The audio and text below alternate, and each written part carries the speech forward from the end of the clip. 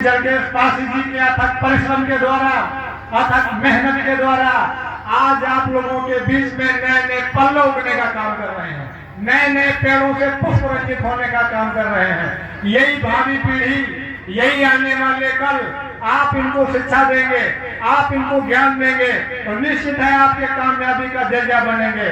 आप अपने बच्चों को पढ़ाइए। Shiv Sai Public School, Shiv Sai Public School आपके बीच में ऐसा साधन है शिक्षा का, ऐसा शिक्षा का विकल्प है जिससे आपका बेटा, आपका भाई, आपका शिष्य सही और गलत की पहचान कर सकता है। हम और आप उस क्षेत्र में निवास करने वाले व्यक्ति हैं, हम और आप उस ग्रामीण परिवेश में निवास करने वाले व्यक्ति हैं जहाँ पे सही शिक्षा, सही उपचार, सही सुख सुविधाओं, सभी संविधान के बारे में जानकारी नहीं दी जाती है। जब हमको जानकारी नहीं मिलेगी, जब हमें हमारे न्यायिकों और अधिकारों के बारे में जानकारी नहीं होगी तो हम क्या करेंगे? ऐसे ऐसे ग्रामीण परिवेश में अपने जीवन को बिता लेंगे। इसलिए सभी अभिभावकों से कहना है, सभी लोगों से मेरा विनम्र निवेदन है, आप अपने घर में रह करके गरीबी झेल लीजिए, आप कमजोरियों का सामना कर लीजिए, आप परेशानियों का सामना कर लीजिए, आप अपने जीवन में अथक परिश्रम उठा करके एक रोटी खा करके अपने जीवन को पालन कर लीजिए। मेरी माताओं, बहनों, भाइयों, मैं आपसे पुनः निवेदन करता हूं कि आप अपने बच्चों को बिना शिक्षा दिए हुए, बिना तालीम दिए हुए आप घर में बैठने मत दीजिए। यहाँ पे अभिभावकों में महिलाओं की संख्या ज्यादा है। महिलाओं की परिप्रेक्ष्य में मैं ये कहना चाहता हूँ कि हर कोई पासार साली ग्राम की बटिया नहीं होती, हर कोई पासार साली ग्राम की बटिया नहीं होती, फकीरी जिंदगानी कोई महल कुटिया नहीं होती। भूल से भ्रूण में कन्या के चाकू को चलाना मत, वो घर घर नहीं होता जहाँ बिटिया नहीं होती।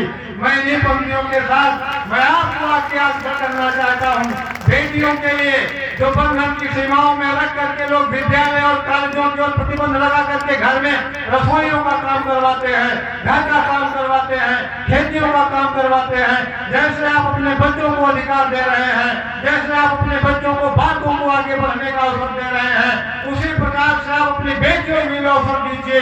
आपके देश में तमाम प्रकार की वीरांगनाएं पैदा हुई हैं, लक्ष्मीबाई का नाम लीजिए और भी फूलन देवी का नाम ले लीजिए।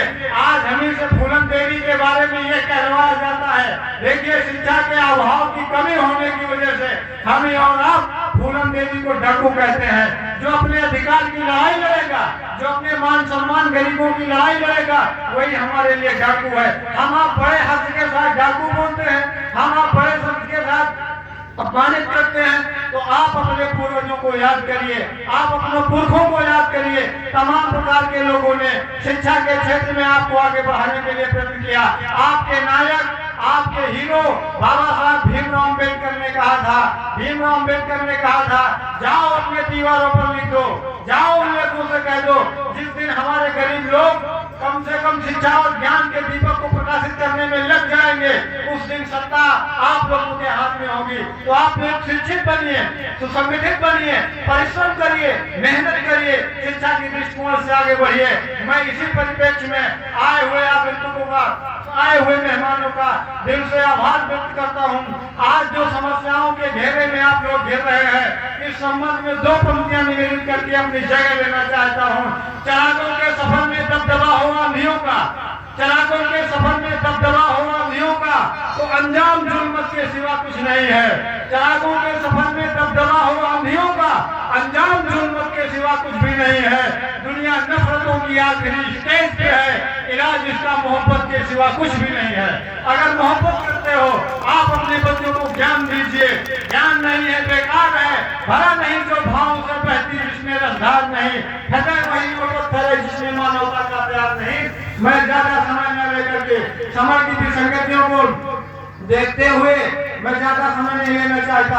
आपके बीच में चीफ गेस्ट महोदय बैठे हुए हैं और भी बच्चों का रंगारंग कार्यक्रम चलना है और और भी सांस्कृतिक कार्यक्रम चल रहे हैं। अब बिना गीत किए हुए कार्यक्रमों को आगे बढ़ाया जाए। समय आता रहेगा, आगंतुक आते रहेंगे। आप लोग विद्यालय का साथ दीजिए, आप लोग प्रबंधक का साथ दीजिए, आप लोग टीचरों का साथ दीजिए। विद्यालय में पेरेंट्स मीटिंग होती है तो पेरेंट्स मीटिंग में अनिवार्य रूप से पहुंचिए। ये आपकी जिम्मेदारी है, ये आपका फर्ज है। आप विद्यालय में आकर के कोई कमियां होती हैं, बच्चे के कोई त्रुटियां होती हैं, तो आप आकर के टीचरों को अवगत कराइए। सर जी हमारे बच्चे के प्रति ये मतलब होमवर्क नहीं मिला, ये काम नहीं मिला। ये आपकी जिम्मेदारी है।